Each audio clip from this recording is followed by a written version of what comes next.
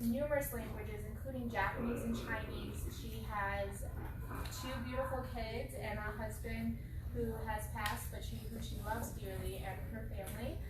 And through our Holocaust Survivors Assistance Program at JCS, we help provide her home care and cleaning, transportation, financial assistance, and that's how I've gotten to know her so well. So I'm going to let her tell you a little bit about her life, her story, and yeah, so this is Mrs. Siegal. Thanks, guys.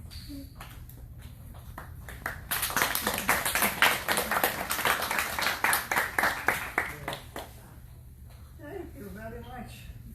That was very lively. And I'm happy to be here to invite it to speak with you. And all I ask you to do is not to talk while I'm talking, because later on, when I'm finished, you all get a chance to ask questions.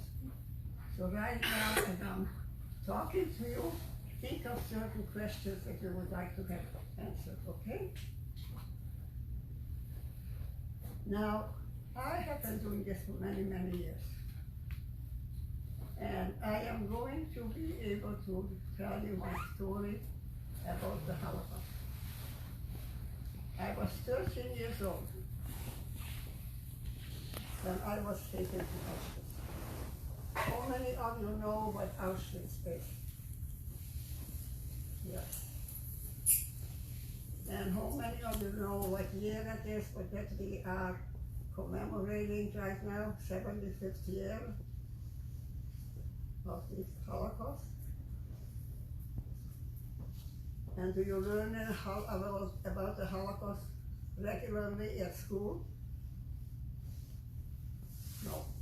Yeah. Around here. Because you should know about it. That was the worst thing, and for the Jewish people ever that has happened. The worst of the worst.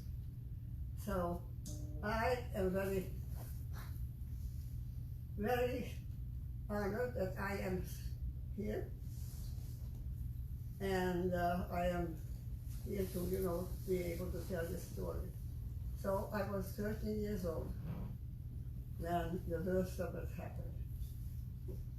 I lived in a very small town in Beriksaz, Hungary. And I went to school like you, and everything seems to be all right, There was no anti-Semitism that I knew of, except what I heard in my home. But I didn't know that, people walk around talking about bad things about the Holocaust, and how bad, about the Holocaust, I'm sorry, about how bad it is, because there are so much anti-Semitism and everything. But we didn't know what anti-Semitism was. Not too much of it anyway. I knew that I lived in a country and a world where the Jewish people were not celebrating, like for instance, holidays. Schools are not open, to us. But nothing too hostile at the time. But when the war broke out, the Second World War, everything changed. The Jewish people, Jewish children couldn't go to school, not allowed to go to school. So they were sent home. Very embarrassing thing for us children, because we were sitting with all the other children, and we never, made any separation. But this particular time when I came to school, they called me up to the blackboard, and they told me I can't come to school anymore, because Jewish children are not welcome in the school. Now that was pretty bad, but then it gets much better, much worse. My father was invited, called to the army. They took him away and left my mother with 5 children. and there was nobody, to earn bread for us. We weren't allowed to go to the market to buy food, and the money was held on the banks. We weren't allowed to get any of our money out to go shopping. So things got very, very bad. Then they took one of my sisters and her husband and child away, and they took her to Poland. There was the war was very, very bad because they were really hating the Jews. They joined the Jews, so they were like part of the Germans. And then one day we saw German people in German uniform in our city walking around. And what they did is they closed the synagogue, the temple actually, it was a temple. And they closed it. And they closed it with all the people that was in there praying. And then they asked for so much money, or they wanted these people, they were mostly older people in the shul. And they would not let them out if they would, get a certain amount of money, which was enormous, since we weren't even allowed to go to the bank to get out our money. And so Jewish people went from house to house to collect some money or valuables, and those valuables were sold in like an open market. So my mother took out her earrings and her wedding band, and they came up with enough money that they finally opened the door. But pretty soon they came to the private houses, the Germans, to take the people away. Well, my father was gone. One of my sisters, the eldest one, was gone. That was my mother left with the children. And one Saturday, they picked a good day Saturday, they came to our house. And by that time we knew where we were going. We didn't know where we were going to be going, but that they are collecting the Jews. And they went through the town and they were, sick, raping women and doing all kinds of horrible things to Jewish people. And they had all these big things on the walls of the Jews with the ugly face and beard and all kinds of bad cartoons. So I just, couldn't figure it out, as well as my friends. Why? What did we do?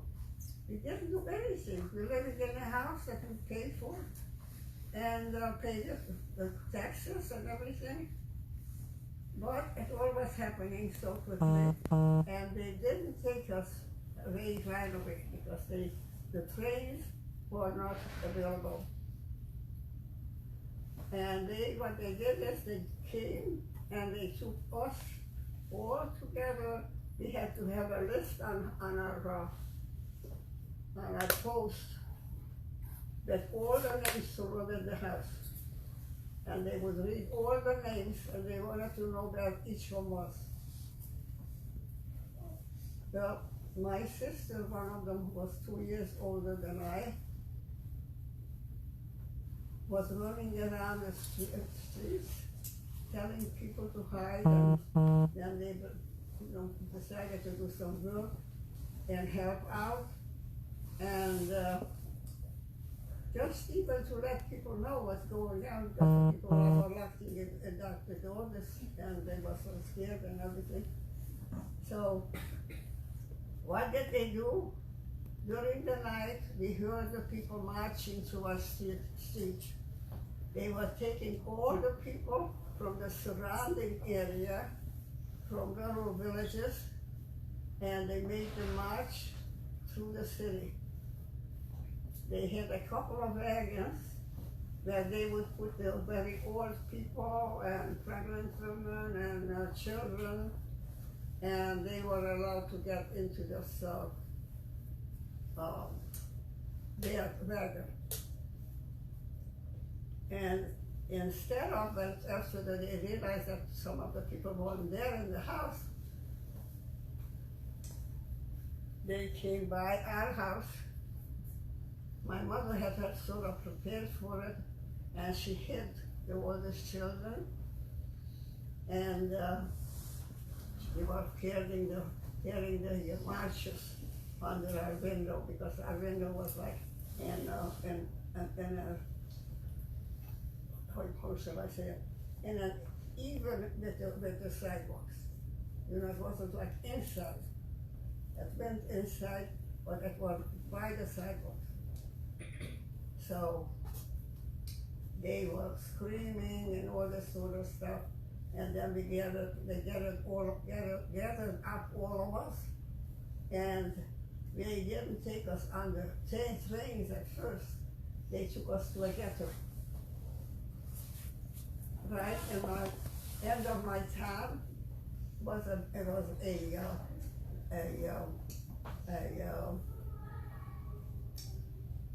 big barrack, a large barrack, but there was trains going through it. They had the trains the ride to be able to ride through there. And then from the ghetto, after a lot of weeks, they had finally got the trains, they were cattle cars. They're just little holes in the car that you could sit. If you were climbing one shoulder under your shoulders, you could look out through these little holes. And they were trying to figure out where are they taking us. We had no idea. So the kids would get on each other's shoulder, and the older people were asking him, "What cities are they passing? Where are they taking us?" And all this was questions. Meanwhile, we were inside the wagon. I mean, there wasn't a train, it was a cattle car. And we were pushed together, all of us, till it was about 100 people in a cattle car. Women, babies, and old people, and we had no clue where we were going. So things got very bad in there. At first they put in 2 buckets of water, and then as the car started to move, the water was filling up. It moved. And there was no water even for the oldest or the sickest person in the wagon, and the train. And that's the way we were for 3 nights and 3 days. And this thing, we couldn't go to the bathroom. We were all just there. One of the women gave birth, and we heard the child crying, and then somebody put the head on over the child so they wouldn't disturb the rest of the people. And we were just absolutely treated like animals, or worse. We never treat animals like that. And no idea where we were going. That was the biggest, fear, that we don't know where they're going, they don't know what they're going to do to us, and so forth. When we got out of the cattle cars, they had German soldiers over there, and they were rushing us out from the cattle car. Schnell, schnell, schnell, schnell! That's all they knew is fast, fast, fast, fast, to get us out of those cattle cars so they can turn around and bring more people. So then they separated men from the women, and the women were on the left side, the men right side, I'm sorry. The women were on the right, on the left side. And they made us get off the chemicals fast, and then they lined us up, the women in fiberglass and the men in fiberglass, but were separated. And there was a German soldier walking around on his horse among us, and if we just as much as moved, they hit them. Yeah. So of course we were scared to death, and my mother didn't know what to do with the children. She had two little children, 4-year-old and 6-year-old. And of course the 6-year-old was just dumb. He lost his voice. He couldn't say anything. The little one was crying, the 4-year-old. And that was, the most horrible experience that anybody could tolerate. And as the people came up who were already there for a long time, they came up on the cattle cart to get us down, schnell, to get us out of the cattle cart. So one of the Jewish men who was already in a uniform that they were giving us over there came over to me and said, "How old are you?" And I said, "I am 14. I was only 13. I said, 14. So he says, no, you're 16. And I said, no, but my sister who got off with my mother already and the babies said, I am 16. And they said, never mind, you're 17. And he said, just what you tell them, and then they ask you your age. So we had to walk 5 abreast. My mother carried my little sister,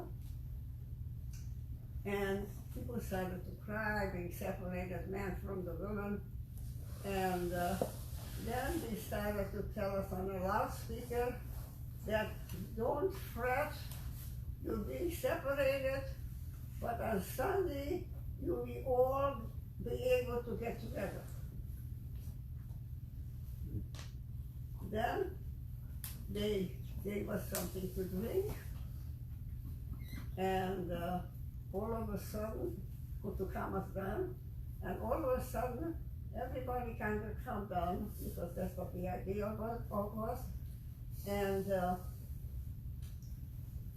one of the women was a nurse among us, and she said, don't laugh, don't do this, any crazy stuff or whatever, because they just poisoned us.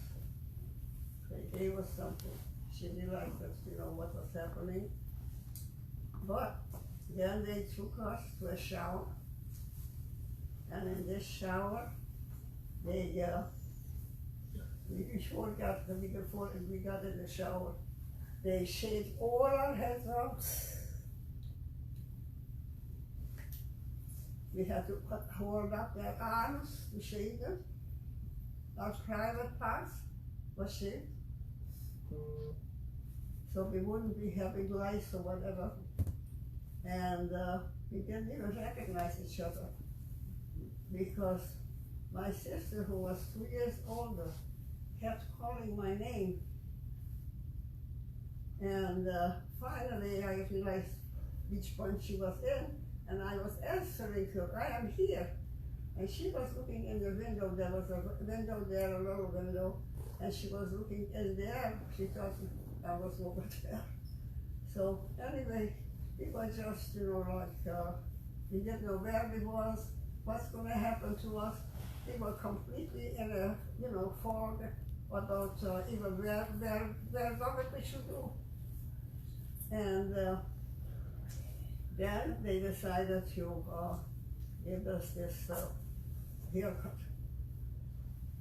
And when we came out, as I said, we didn't even recognize each other, because my sister had blonde hair. All the hair was growing in big bunches, like hay, because they had all these guys come in, and they were using these little machines to take all the hair off. And it changed so much, and it was just a panic, really, because we couldn't help but even though we were drugged to be scared.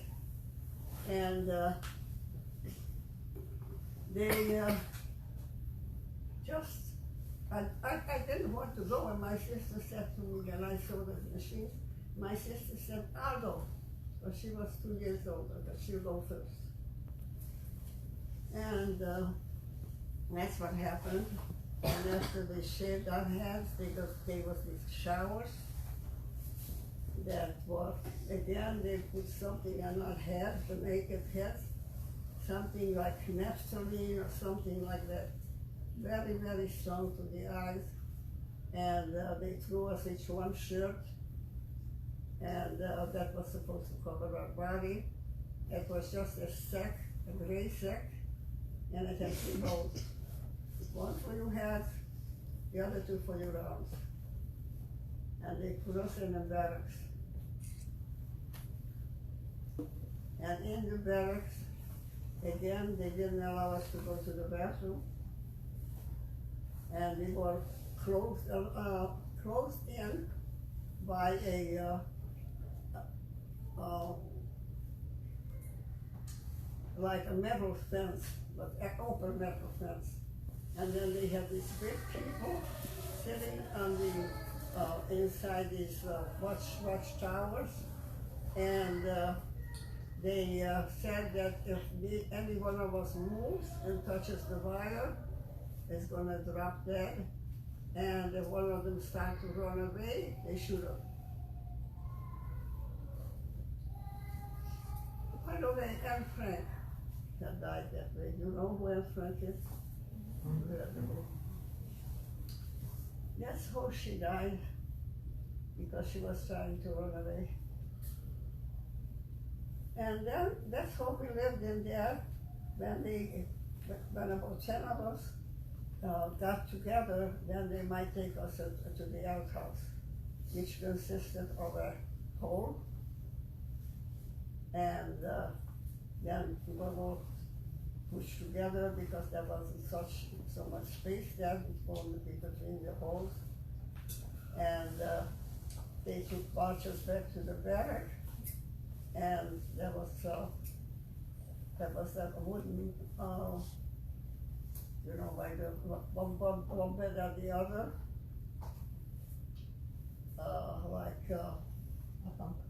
blanket, no.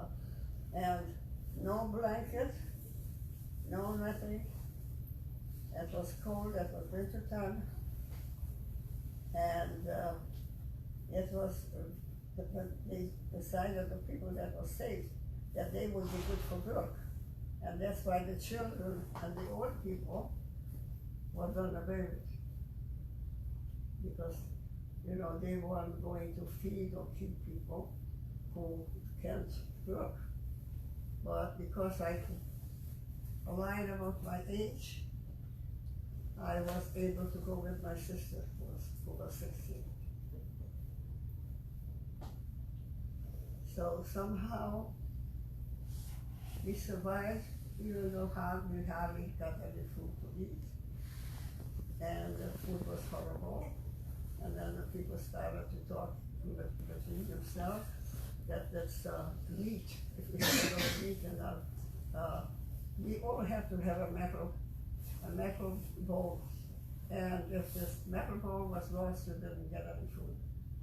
So the women started to tear off pieces of the uniform and tie it on themselves. So we were trying to live, even though it was a trial, because we thought that, the war will be over, and there is no God, because if God took his choice of, chosen people and put them through there, and some were very religious. They stuck to their religion. They made scratches in the bunks, and they divided it up to a calendar, and they kept the Shabbos. The food was treif, some because they were so religious wouldn't eat it. So the people would dropping off, dying. And, for many reasons. Then they even made some people play music. They hang people up at one place, and then they gathered them up, the ones that they knew how to play an instrument, and they had to play music. It was, more than the maddest thing that you could ever possibly imagine.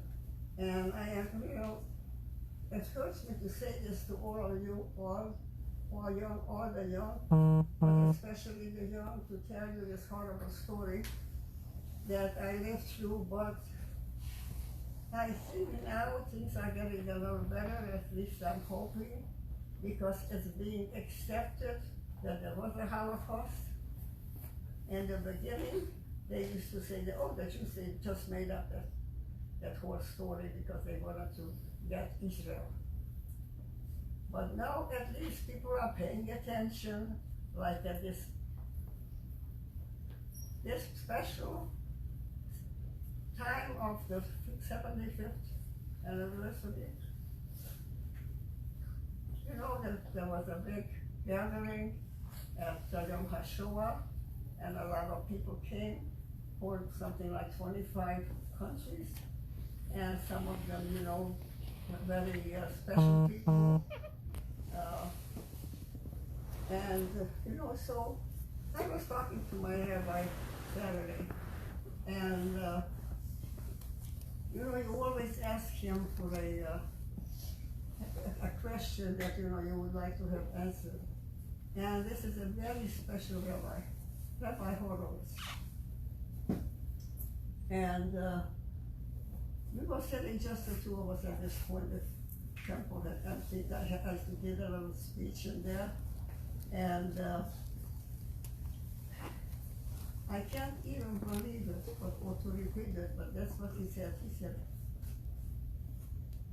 I just can't, why good people have to learn through this kind of things. And then he told me that it was the worst thing in the Jewish history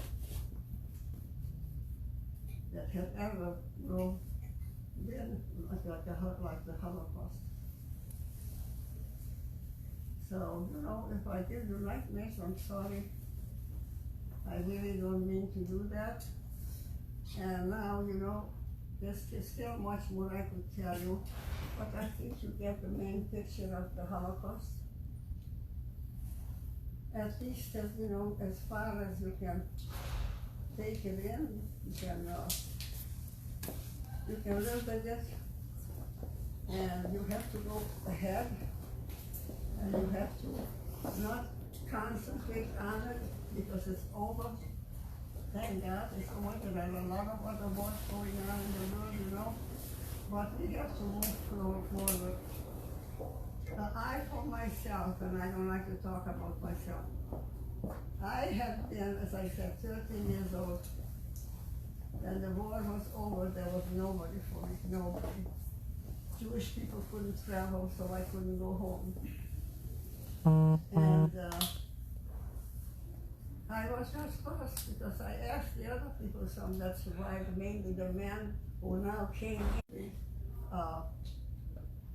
through Holocaust camps. I've been in Auschwitz first, then I was in Christianstadt, and then I was in Bergen-Belsen. So you see, I lived through because of hope, because of belief, because of taking some pride in myself. Education is the most important thing. And though I had no education, I went to school. And I am proud to tell you I'm a college graduate with a horse. And if we just hold on, and just try to think that this is beyond, and there is a future, and if we, make use of it, it's going to be okay.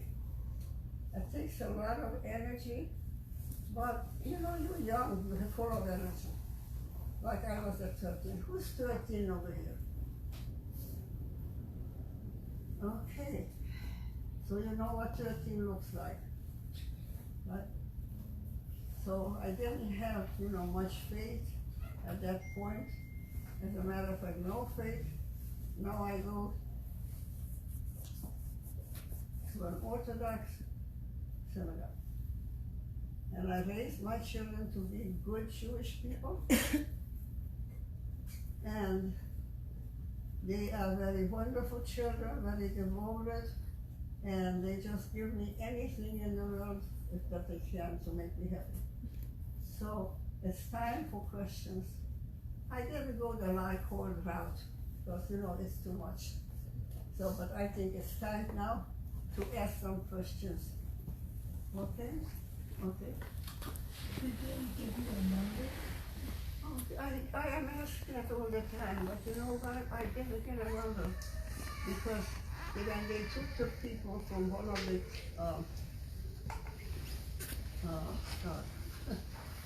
one of the big barracks, thank you, barracks to go someplace that they didn't know where they were going, and then they were coming back with their tattoos. My sister, who was two years older, she said, let's go over to that barrack because they already got the tattoos. They won't become a second time, and that's what we did. So I have no tattoo. It's also because of my age, but you know, children like you, what, you know, regularly ask me about, do you have a tattoo? No, I don't. And my sister-in-law that had one, who I was very, very proud, she had it taken off. And her husband said no, he was in the bar too. And he said no, he's proud of it. So, you know, it's up to the individual, just like you are each individual here. I love you all for your individuality, because you all are, you know, your own people. And I am sure that you respect your parents, because, you know, when we are in a circumstance like that, we want, and I can see all the children running around, which most of them, you know, temples for the law, and they go out and play, and they come back, and they have a special room where they can play. And you know what I think of? That maybe they are here to replace the children that perish. I just love to see them bouncing around, and you know, in a way, you know, I'm more happy. And then again, I think, what am I? My siblings, the little ones especially. But I go on, I wrote books about it so people will know.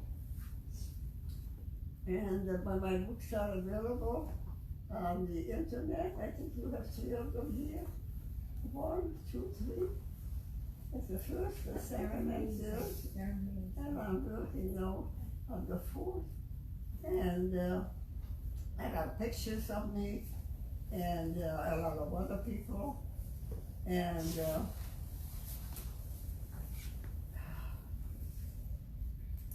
yeah, this is the whole story. You know, it's as much as it can be put on the internet. And pictures of me when I was 13, 16, 17, whatever. And you can read the part of the story there. And I hope you do that, because you learn every day, all of us, you know, and you learn some more about what happened, and hope that that never happens again. This wouldn't be the only question. There must be another question. Yes. What kind of work did they make you do over there in Auschwitz? Sorry? What kind of work did they make you do over there in Auschwitz? So what kind of work we did over there? Work. We had to build a road out of rocks. I wasn't quite fit for it at the time. And then people had to sing instead of complain. And some of the older people, would chip in for me, take a smaller rock and give it to me and things like that. So that's the kind of work I did. But I think one of the reasons I survived is because after the war, I was adopted by a Swedish family. I wrote about the Swedish family. They were absolutely the most wonderful people. They didn't adopt me legally because I found my relatives in New York and Los Angeles and Connecticut, because my mother's 2 brothers and 2 sisters had come to the United States. They came on the last ship, and when they heard that we were alive, until we heard that, where they live or whatever, it took a long day. But anyway, somehow we got to know where they are, and they learned about us. So right away they were sending us money, clothing, and they started working on the, I don't know why I'm so no, anyway, you're right. They did everything they could do to bring us over here. But the visa took 3 years to come over. And the Christian people that I lived with at that time, they were just absolutely marvelous. So I dedicate my first book to these Swedish people, my mama and papa. They never tried to, have me become Christian or go with them to the, to the church or whatever. But they told me that if I want to, I could. And it was just what really carried me through, I think. Because first I didn't know that there was another sister who survived. And then I found out about that. And she was going to Israel. But she had to wait a long time too before she could go. And so we didn't get together 2 years after that. Any more questions? No? Okay, you're welcome to ask if you like. Because tomorrow when you go home, or tomorrow you're going to say, oh, I should have asked for that. Right? After you were released from the camps, where did you live? Pardon? After you were released from the camp, where did you live? I lived in Sweden. They took the orphans to Sweden, and the Swedish Red Cross. And they were the greatest, wonderfulest people. They brought the books for us in our language. They set up dancing classes and everything to just, make us happy. And I'll never forget them, because they were like my second parents. So that's what saved me, that I was able to go to Sweden and be treated like a human being. I was no longer some cripple or something. And nobody called me a Jew.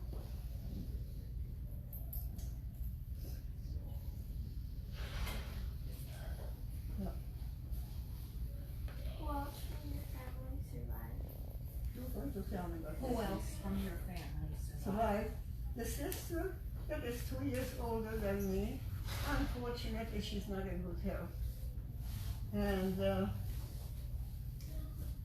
she's 2 years older, and she is now going to be 92 years old. I'll be 90 in June. Send my birthday card. Well, we have to have a little laughter too. Anyway, so I don't know what's going to happen to her. She's very, very sick and depressed beyond everything. She doesn't even want to get out of the house. And she used to come with me to the synagogue, and she loved that. She stopped doing that. Of course, she's got some ailments, but I am I don't know, a trooper. I have to say that about myself because I just never wanted to give up. Because I really believe that I'm going to find my mother in the kitchen. I just couldn't imagine going home to an empty house. But I did go to an empty house afterwards. And strangers lived there and they wouldn't even let us in. But, you know, that's life. The rabbi said, Azoi ghostus. That's what he said to me yesterday, Saturday. Translation. I translated to him, so goes the world, meaning, you know, it's just unpredictable and you can't figure it out. But the rabbis are very strongly trying us to learn about our past, to learn about our religion, and to learn about the Torah. And they're trying to help us very, very, very hard. I just give them all the credit in the world. It's hard work. It's, you know, you have to prepare papers all the time for, you know, the next Saturday he's teaching students. And that doesn't get too much sleep because he's always, you know, doing one thing or another and going to funerals and going to weddings and he's quite a young man.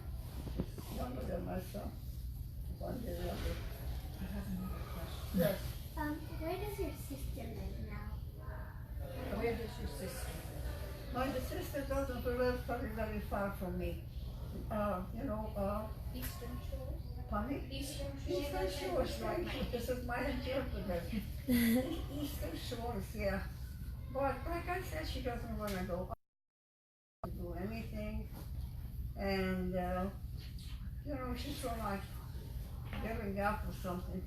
Just to answer your question a little bit more, it was just Mrs. Siegal and her sister that survived out of the 5 children from her family, just so that was a little bit more clear. It was just the 2 of the 5 children.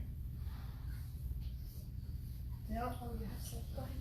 Okay, well, you know, I appreciate the questions because I know you were listening. Did someone take care of you during the camps?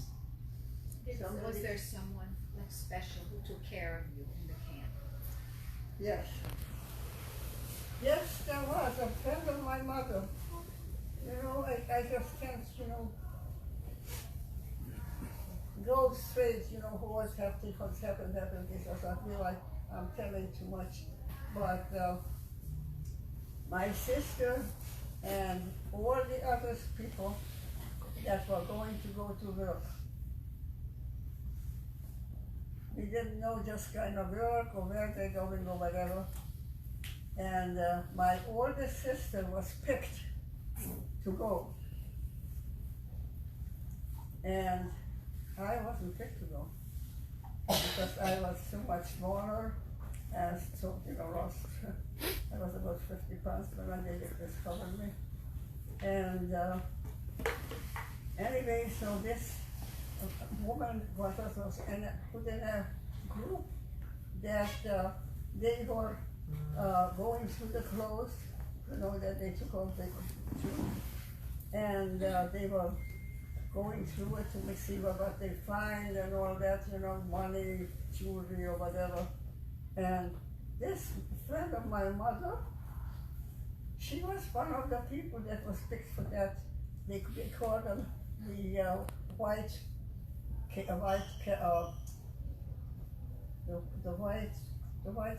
I guess it would be translating like a white babushka, a white kerchief, that's what they call it.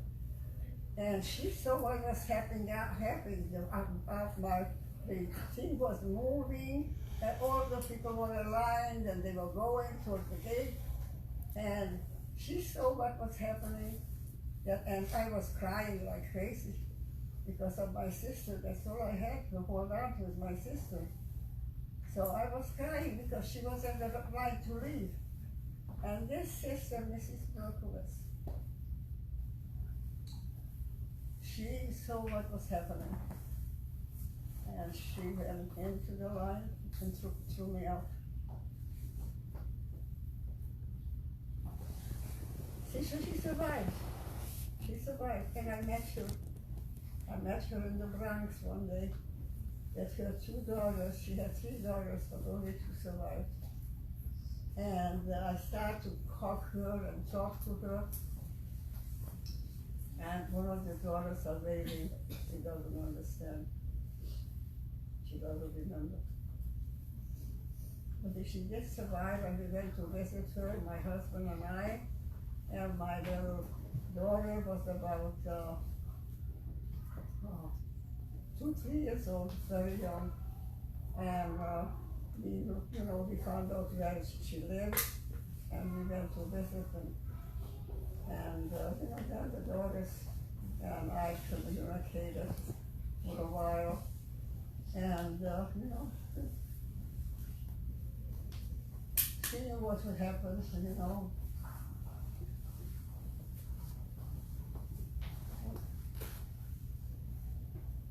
Yes. Did you see your dad again after he was called out to fight in the war? Did I see who? Your father ever again? Oh, it's a wonderful question. Wonderful, really the best. Because no, they took him away. And my mother was there with his 5 children at the time because 2 were not with us. They were in different places. And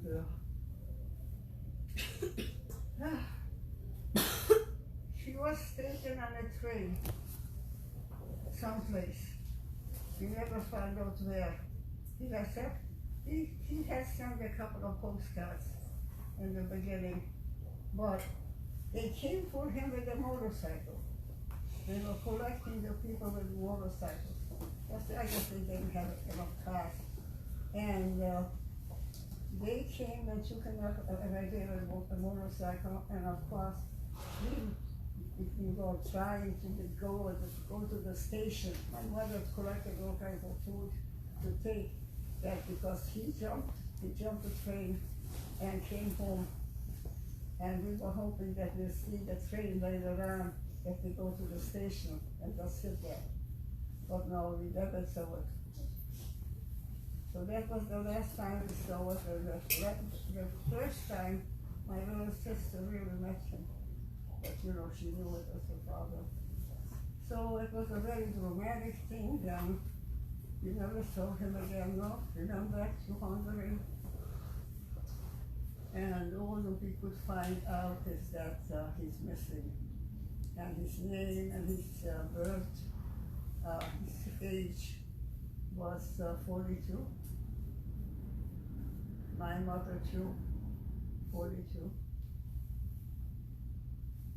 And I was somehow, I don't know how I survived, but it was a hard survival.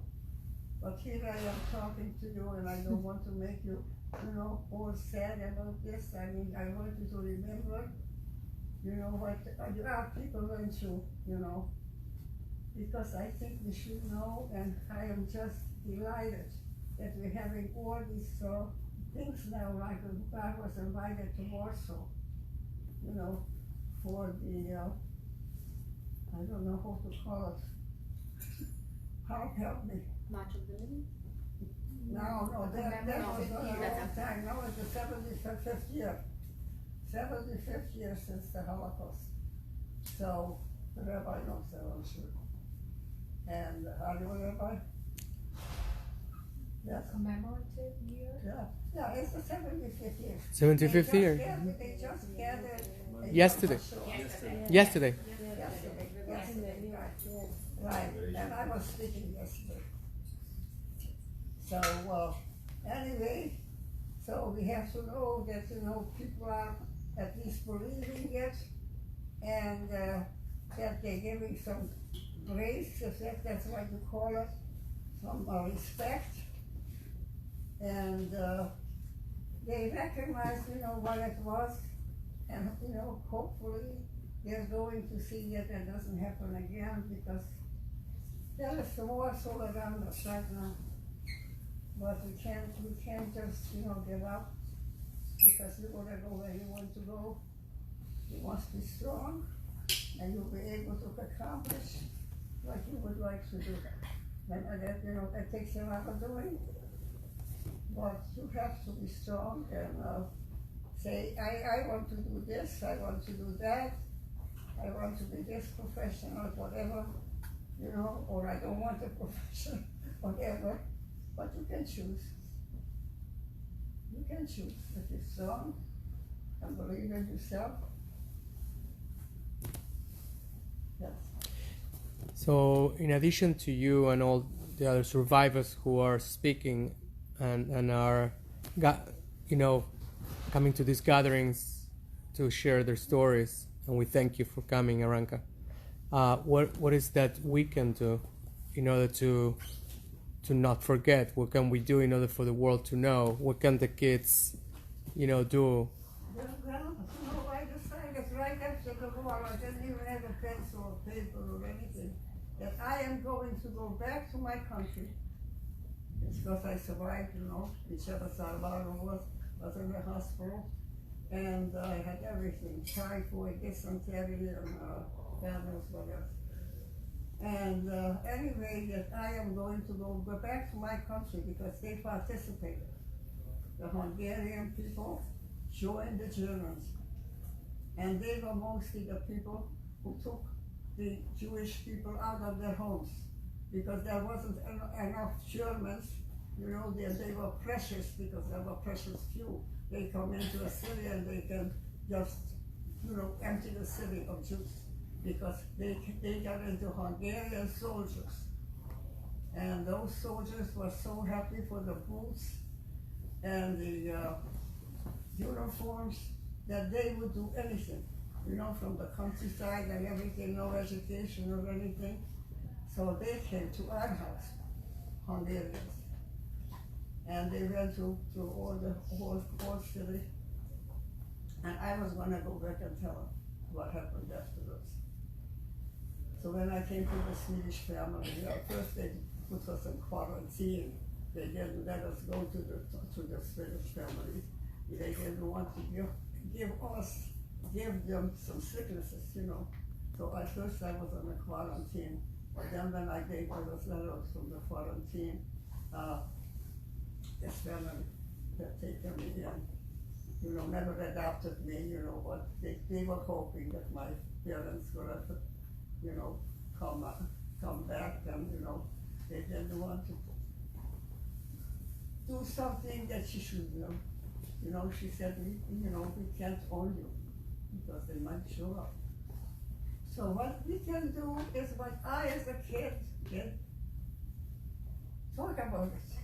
I have been talking about it since. I have written 3 books, and not to pat myself, believe me, it's just giving me strength, and giving me strength. And yes, if one of you, or 2 of you, or 3 of you, or 4 tell somebody what you had heard today, somebody that wasn't here, and here tells somebody else, it would be very good. You would spread it. Oh yeah, this is what happened, this is what I heard from a survivor. There are no more survivors, not very many. I mean, I'm always surprised that there are more, because it didn't look like anybody was so going to survive. So, how long will we be here? I am almost 90 years old. So if you can talk for me, that's what I ask you to do. Because like I said, it's up to you. It's up to you, but if you pass it on and take it in, but not take it in the bad way, that I'm going to have nightmares or this or that. I heard that, you heard something that was very, very sad and very horrible, but pass it on. That's what you should do, pass it on. Pass it on, read the books. that the Holocaust survivors have written. You know, they're very much in, they're on the internet. They are in the libraries. You can find my books in the libraries too.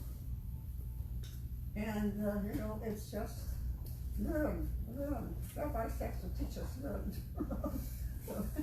So, we have to learn. We always have to learn. Yep. Yes. You said that before the war you weren't celebrating holidays in your house? Yes, for war, sure. You were? Sure, we weren't Orthodox. No, So- we were not. My grandmother was Orthodox for all of us.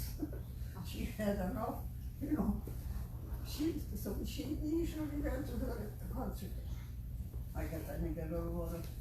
And she had taken in those days, you can do that, buy benches in the synagogue. You buy them. So when, your family comes or whatever, they have a seat. So we would go to her, and she was the fromest person in the world. But we were celebrating it, yes. We knew all about the relatives, the celebrations, and my mother would cash all her dishes, and all that sort of stuff. Yeah, she was a good woman, but she had 7 children, so she couldn't be as frum as my grandmother. But she did all she could, and more, and more. Did you celebrate your bat mitzvah? This one? Did you celebrate your bat mitzvah when you were My 12? bat mitzvah? I had no bat mitzvah. You had no. No. I was already in another place.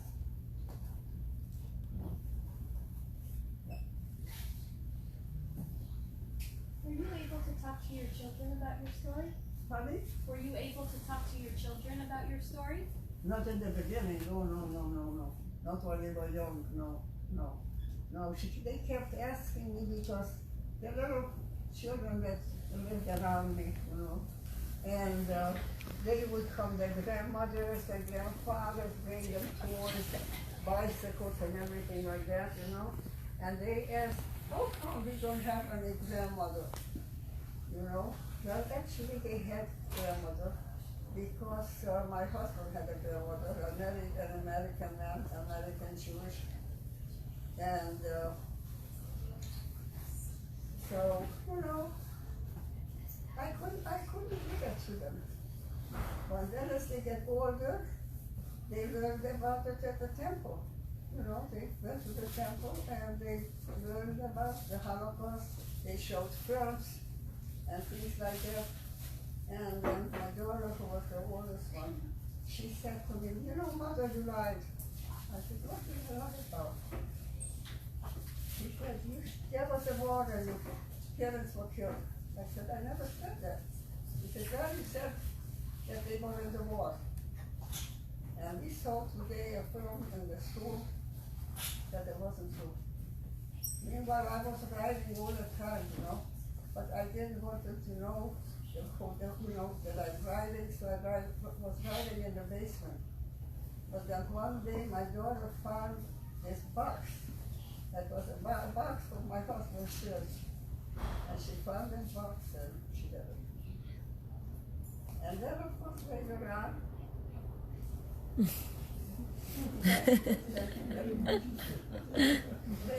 of course she had the books and, that's how she found that all out, at first time. But then, she discovered the box, she came to hear me speak, and she was very respectful, I must tell you. The most respected children I know, they are just golden, right? They are there for me all the time. My daughter doesn't get me out of her house for a minute, I don't need to leave.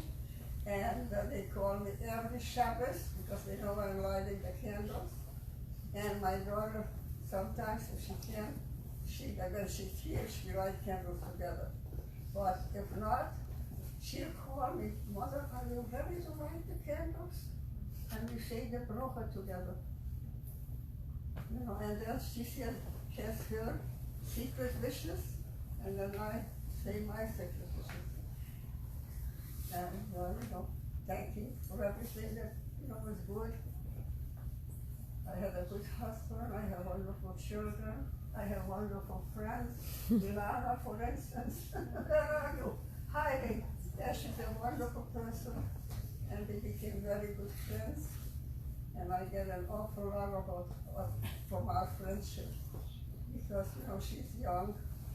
And I didn't think, that we really become such close friends as we did. And she's just wonderful. And this one, of course, is out of this road. That's why she came along. Yes, she's a wonderful friend. And we spend together. And we just always together doing it whenever we can, and mostly hugging and kissing. That's true. So, I am very happy that I joined this synagogue, because the whole synagogue is like a group of friends. They're just absolutely wonderful people, and we respect each other so much, and we stand up for each other, if we're sick or whatever, and it's a wonderful, wonderful place to be. I love it. Awesome. I think maybe one more question. Okay. Yeah. So now, right? Do you think about your experience a lot? You make it part of your life now, or do you does life go on? What do I think about the religion or something? No. Do you think about your experience? My parents? No. Your whole life's experience. My whole life experience, I'm sorry. My whole life experience, yes, and I'm proud of myself. I really am. I accomplished what I wanted to do. And now, as I said, I'm close to 90, and I'm still writing a new book. I don't know if I'll finish it. But I love to write, and I love books, and I love all those kind of tellings and reading and all that. So to me, it's how should I express myself? It's just about the best thing I enjoy doing, And I always was a reader when I was a child. I went to the library one day. I was locked in. It was a winter day, and they didn't have air conditioning or stoves. And I came from school, and it was snowing, and I went into the library to warm up, because they had one of these little black stoves, that they had in those days, and then I know the fire was going, so I ran in there to warm up, and I fell asleep. And they put the thing down, and they locked me up. So, anyway, somebody rescued me. But we had no telephone to call on anybody.